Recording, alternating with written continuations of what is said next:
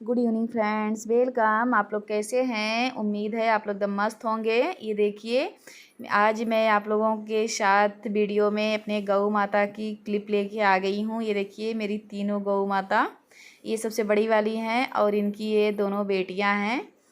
ये देखिए, और मैं आज आ रही थी चारा डालने, तो हम कहे कि आज यहाँ का थोड़ा सा शूट कर लेती हूँ। वैसे मैं तो डेली काम करती हूँ पर जल्दी नहीं दिखा पाती हूँ, क्योंकि होता है ना कि यहाँ शाम हो जाती है, उधर दोपहर में एकदम धूप रहता है, इसलिए ऐसे ही नहीं मैं कभी जल्दी दिखा नहीं पाती हूँ। कभी कभार एक आध दो वीडियो डाली हूँ, वो भी इंडियन मॉम पे, और इस पे तो नहीं डाली हूँ। आज मैं डाल रही हूँ। तो ये देखिए, बस ये तड़ा भिड़ी दोनों बहनें अपने में बस लड़ाई करती रहती हैं दोनों। और एक एक इधर भी है एक बहन, तीन बहन हो गई ये लोग।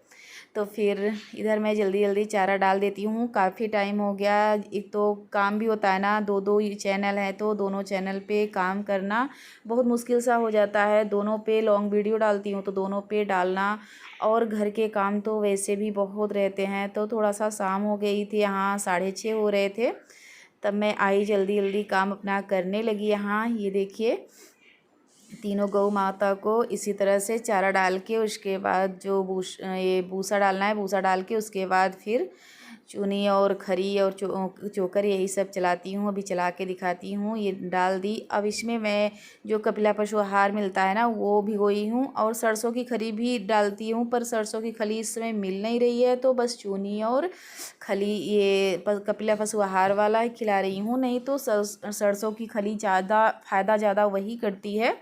गौ माता को ये सब, इन लोगों को यही खिलाती हूँ, पर इसमें बट गर्मी भी है ना, तो थोड़ा सा सरसों की खली थोड़ी सी गर्म होती है तो नुकसान भी करती है। तो इस समय तो कपिला पशु आहार ही दे रही हूँ, और नहीं तो ठंडी में सरसों की खली ही दूंगी, तो वो थोड़ा सा ठीक रहता है। गर्मी में थोड़ी सी गर्म होती है सरसों की खली, तो गौ माता लोग उतना नहीं वो कर पाती हैं, और जैसे भैंस है तो वो बर्दाश्त कर लेती हैं तब भी, और गौ माता तो थोड़ा सा भी अगर कुछ हो गया है ना, तो इन लोगों की तबीयत बहुत जल्दी ख़राब होती है। तो इन लोगों को थोड़ा सा ज़्यादा ध्यान देना होता है।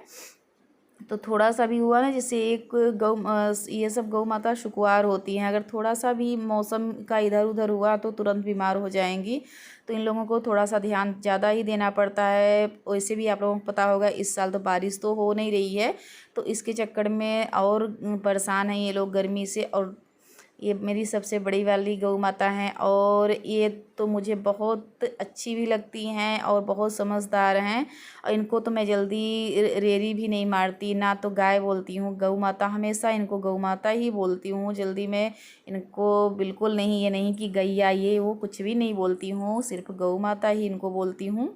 ये बहुत खैर समझदार भी हैं ना। तो आज तक आवाज़, जैसे होते हैं ना घरों में गाय होती है तो बस चिल्लाती रहती हैं, पर मेरी गौ माता बिल्कुल नहीं आवाज़ करती हैं। पता ही नहीं चलता कि हमारे घर में गाय भी हैं, वो भी तीन चार, सब की सब ऐसे ही हैं कि कोई चिल्लाती नहीं है। और ये तो बिल्कुल नहीं चिल्लाती हैं, और वो जो है ना थोड़ा बहुत कभी आवाज़ कर भी देती हैं, और ये वाली तो कभी ना चिल्लाती हैं ना तो भागती हैं, कुछ भी नहीं। बहुत अच्छी हैं ये मेरी बड़ी वाली गौ माता, बहुत समझदार हैं, मेरे घर की लक्ष्मी है ये। तो फिर यहाँ ये देखिए, छोटी सी ये भी बच्चिया है, इन लोगों की बहन है। तो फिर यहाँ मैं आ गई। ये देखिए, चूनी जो होता है ना दाल की, जो अरहर की दाल की जो टूटा हुआ और छिलका होता है, वही चूनी हम लोग बोलते हैं। चूनी और कपिला पशु आहार दोनों भिगो देती हूँ फिर, क्योंकि अब सुबह फिर आऊँगी करने, और तीनों टाइम करती हूँ, सुबह शाम दोपहर तीन टाइम यहाँ इन लोगों को चारा डालती हूँ। तो दो टाइम ये पूरा आज शाम तक का हो गया।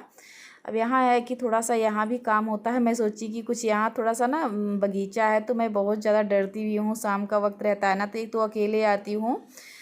और ये देखिए, मैं यहाँ आती हूँ तो कम से कम 1 घंटे लगी जाते हैं, झाड़ू लगाना, जो इधर उधर सामान होता है उसे सही सेट करना, फिर 1 घंटे तो मेरे यहाँ लगी जाते हैं पूरा काम करते करते। फिर घर का भी काम ऐसे ही। ये देखिए, सब ये तीनों लोग खा रही हैं, तब तक मैं जो है गोबर वो भी हटा देती हूँ यहाँ से।